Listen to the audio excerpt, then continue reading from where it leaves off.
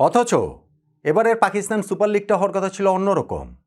দল সংখ্যা বেড়েছে, ভেন্যু সংখ্যা বেড়েছিল। বাংলাদেশের পার্সপেক্টিভ থেকে যদি বলি তাহলে আমাদের ক্রিকেটারদের সংখ্যাও বেড়েছিল। ৬ জন ক্রিকেটার এবারের পিএসএল-এ অংশ নিচ্ছেন বাংলাদেশের। ফলে এই টুর্নামেন্ট ঘিরে আমাদের আগ্রহ থাকাটা স্বাভাবিক। অথচ মধ্যপ্রাচ্যের যুদ্ধ সবকিছু এলোমেলো করে দিয়েছে। ইরানের সঙ্গে মার্কিন ইসরায়েলের যে যুদ্ধ, সেইটার প্রভাব পাকিস্তানেও গিয়ে পড়েছে, পাকিস্তান সুপার লিগেও গিয়ে পড়েছে। আর তাতে করেই বড় পরিসরের টুর্নামেন্টটা এখন যেন আরও সংকুচিত হয়ে গিয়েছে। বাংলাদেশের যে ৬ ক্রিকেটার রয়েছে তাদের আসলে কি হবে? আদৌ কি তারা এই টুর্নামেন্ট খেলতে পারবেন? এই প্রশ্নের জায়গাটাও কিন্তু ক্রমশ জোরদার হচ্ছে। টুর্নামেন্ট শুরু হতে বেশি দিন আর বাকি নেই। ২৬শে মার্চ থেকে শুরু হবে এবারের পিএসএল, ৩রা মে পর্যন্ত চলবে। তবে যেই ডেভেলপমেন্ট হচ্ছে প্রতিনিয়ত এবং অত্যন্ত দ্রুততার সঙ্গে, তাতে করে আমাদের ৬ ক্রিকেটারের অংশগ্রহণ কিন্তু একটা বড় প্রশ্নের সামনে এসে এখন দাঁড়িয়ে গেছে। পিএসএল-এ গতবার পর্যন্ত টুর্নামেন্টটা হয়েছে, গতবারেরটা যদি আপনি দেখেন সেখানে দল ছিল ৬টা, এইবারের দল সংখ্যা ৮টা। গতবার ৪টা ভেন্যুতে খেলা হয়েছে, এবার ৬টা ভেন্যুতে খেলা হওয়ার কথা ছিল। কিন্তু আজকে পিএসএল-এর পক্ষ থেকে জানিয়ে দেওয়া হলো, পাকিস্তান ক্রিকেট বোর্ডের চেয়ারম্যান মহসিন নাকভি, যিনি ওই দেশটির স্বরাষ্ট্রমন্ত্রীও বটে, তিনি জানিয়ে দিলেন যে স্রেফ ২টা ভেন্যুতে এবারের পিএসএল হবে, করাচির ন্যাশনাল স্টেডিয়াম এবং লাহোরের গাদ্দাফি স্টেডিয়াম। বাকি যেই আরও ৪টা ভেন্যু ছিল সেটা কাট অফ করে দেওয়া হয়েছে। কারণ কি? কারণ ওই যে বললাম, মধ্যপ্রাচ্যের যুদ্ধ পরিস্থিতি, যেইটার আগুনের আঁচ এসে লেগেছে এই পিএসএল-এ। ওই মধ্যপ্রাচ্যের যুদ্ধের কারণে জ্বালানি সংকটের এক ধরনের মুখোমুখি এখন পাকিস্তানও বটে। পুরো পৃথিবী এটা নিয়ে স্ট্রাগল করছে। পাকিস্তান এই জায়গাটাতে জ্বালানি সাশ্রয়ের জন্য তারা যেই পদক্ষেপগুলো নিয়েছে, আজকে মহসিন নাকভি বলছিলেন, যেমন তারা হোম অফিস করছে, স্কুল বন্ধ করে রেখেছে, ঈদের ছুটি বাড়িয়েছে এবং তাদের দেশের প্রধানমন্ত্রী নির্দেশনা দিয়েছেন যে মানুষের চলাচল যেন অনেক বেশি সীমিত করা হয়, যেটা না হলেই নয়। তো এই অবস্থাতে যদি ৬টা ভেন্যুতে খেলা হয় এবং প্রতিটা ভেন্যুতে মহসিন নাকভি বলছেন যে ৩০,০০০ দর্শককে আমরা কিভাবে ইনভাইট করি, যেইখানটাতে আমাদের প্রধানমন্ত্রী বলছেন চলাচল সীমিত করার জন্য, জ্বালানি সাশ্রয় করার জন্য। এখন মানুষ স্টেডিয়ামে আসলে সেটার সঙ্গে জ্বালানির সাশ্রয়ের সম্পর্ক কি? সম্পর্ক আছে। মানুষ স্টেডিয়ামে কোত্থেকে আসবেন? বিভিন্ন রকমের যানবাহনের মাধ্যমে আসবেন। ফলে সেইখানটাতে তো একটা ওই জ্বালানির ব্যাপার রয়েছে, ওই জ্বালানি সাশ্রয়ের ব্যাপার রয়েছে। আরও অনেক এইটার রিলেটেড অনেকভাবে আসলে এই জ্বালানির সাশ্রয়ের বিষয়টা রয়েছে, যেই কারণে পাকিস্তান ডিসিশন নিয়েছে কেবলমাত্র ২টা ভেন্যুতে খেলা হবে তা নয়, সেই ভেন্যুগুলোতে খেলা হবে দর্শক শূন্য স্টেডিয়ামে। কোনো দর্শক সেইখানটাতে থাকবে না। আপনি চিন্তা করে দেখেন যে পিএসএল এইবার ৬ দল থেকে ৮ দলে হলো, ভেন্যু ৪টা থেকে ৬টা হয়েছিল। ৮ দল তো আর কমানো সম্ভব না, কিন্তু ভেন্যু ৬টা থেকে কমিয়ে ২টাতে নামিয়ে নিয়ে আসা হয়েছে। কেননা এই এতগুলো ভেন্যু দিয়ে কী করবে যদি দর্শক শূন্য স্টেডিয়ামেই খেলা হয়?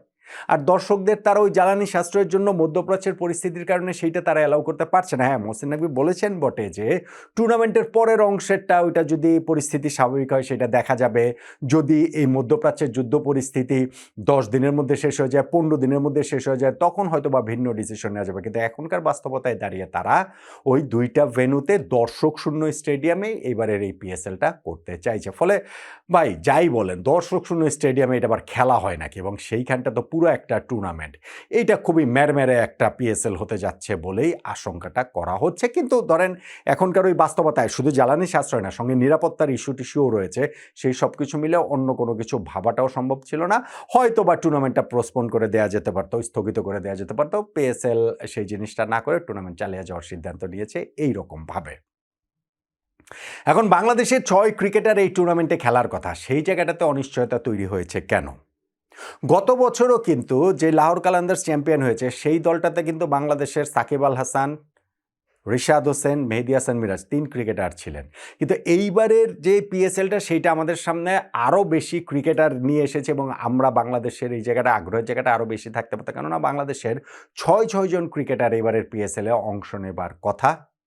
এবং সেইখানটাতে আপনি দেখেন যে মুস্তাফিজুর রহমানের ইস্যুটা আমরা জানি যে আইপিএল থেকে তাকে বাদ দেওয়া হয়েছিল কলকাতা নাইট রাইডার্স, সেইখান থেকে পিএসএল তাকে হচ্ছে গিয়ে একেবারে লুফে নিয়েছে ওই জায়গাটাতে, এবং ওইখানটাতে 6,44,00,000 রুপি দিয়ে তাকে এইখানটাতে কিনে নিয়েছে হচ্ছে গিয়ে লাহোর কালান্দার্স, এবং সেইখানটাতে বাংলাদেশি মুদ্রায় সেটা প্রায় 2,80,00,000 টাকার মতো।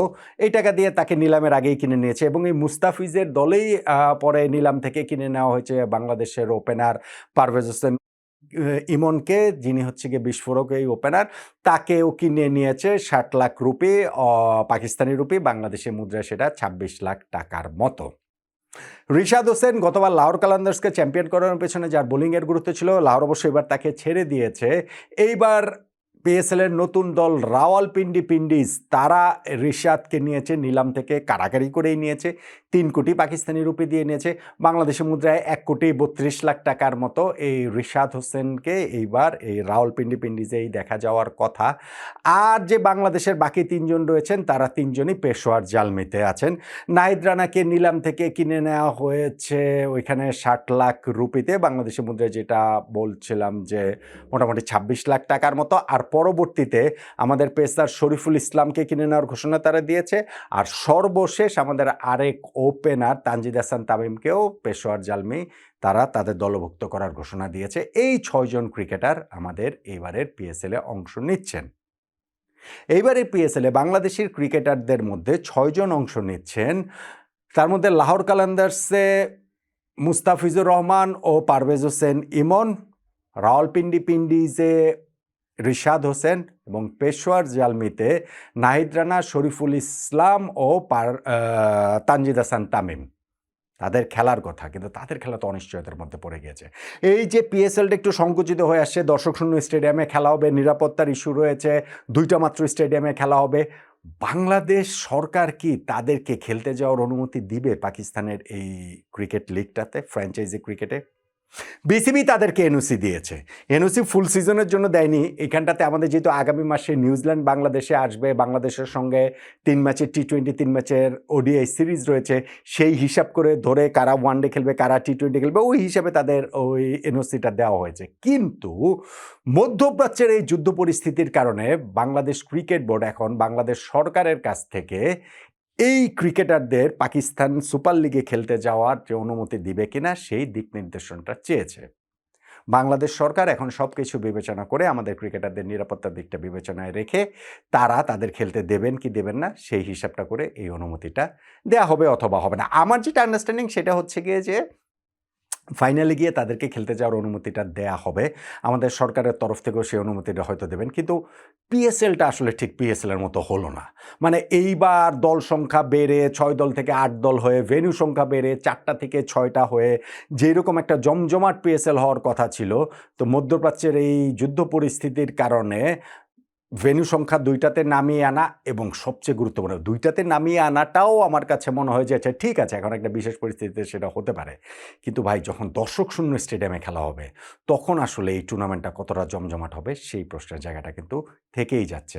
আর আমি যতই বলি না কেন যে না ঠিক আছে, আমার আন্ডারস্ট্যান্ডিং যে ফাইনালে গিয়ে এই 6 ক্রিকেটার বাংলাদেশের তাদেরকে পিএসএল খেলার অনুমতি সরকার দেবে। বাংলাদেশ ক্রিকেট বোর্ড এখন বলটা সরকারের কোর্টে ঠেলে দিয়েছে। তারপরেও কিছু অনিশ্চয়তার জায়গা তো থেকেই যায় যে ফাইনালি এই মুস্তাফিজ, রিশাদ, নাহিদ রানা, শরীফুল, পারভেজ ইমন, তানজিদ তামিমরা এইবারে পিএসএল কি খেলতে পারবেন? বাংলাদেশ সরকার কি তাদের সেই অনুমতিটা দেবে?